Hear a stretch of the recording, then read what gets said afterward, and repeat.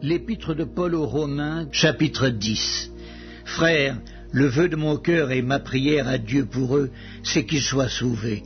Je leur rends le témoignage qu'ils ont du zèle pour Dieu, mais sans intelligence. Ne connaissant pas la justice de Dieu et cherchant à établir leur propre justice, ils ne se sont pas soumis à la justice de Dieu, car Christ est la fin de la loi pour la justification de tous ceux qui croient. En effet, Moïse définit ainsi la justice qui vient de la loi. L'homme qui mettra ces choses en pratique vivra par elles. Mais voici comment parle la justice qui vient de la foi. Ne dis pas en ton cœur, qui montera au ciel? C'est en faire descendre Christ. Ou qui descendra dans l'abîme? C'est faire remonter Christ d'entre les morts. Que dit-elle donc? La parole est près de toi dans ta bouche et dans ton cœur. Or, c'est la parole de la foi que nous prêchons. Si tu confesses de ta bouche le Seigneur Jésus, et si tu crois dans ton cœur que Dieu l'a ressuscité des morts, tu seras sauvé.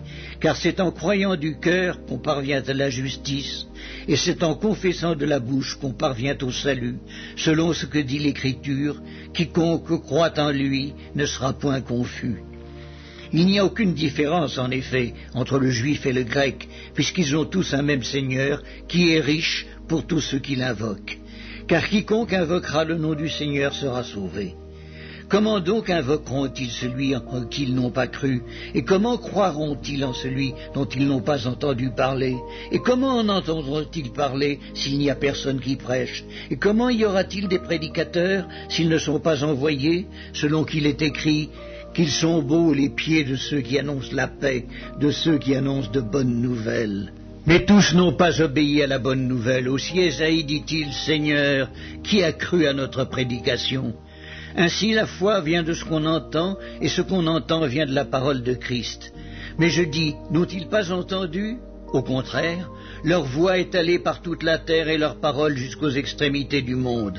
Mais je dis, Israël ne l'a-t-il pas su? Moïse le premier dit, j'exciterai votre jalousie par ce qui n'est point une nation, je provoquerai votre colère par une nation sans intelligence.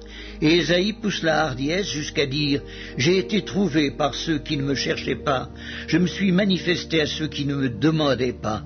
Mais au sujet d'Israël, il dit, j'ai tendu mes mains tout le jour vers un peuple rebelle et contredisant.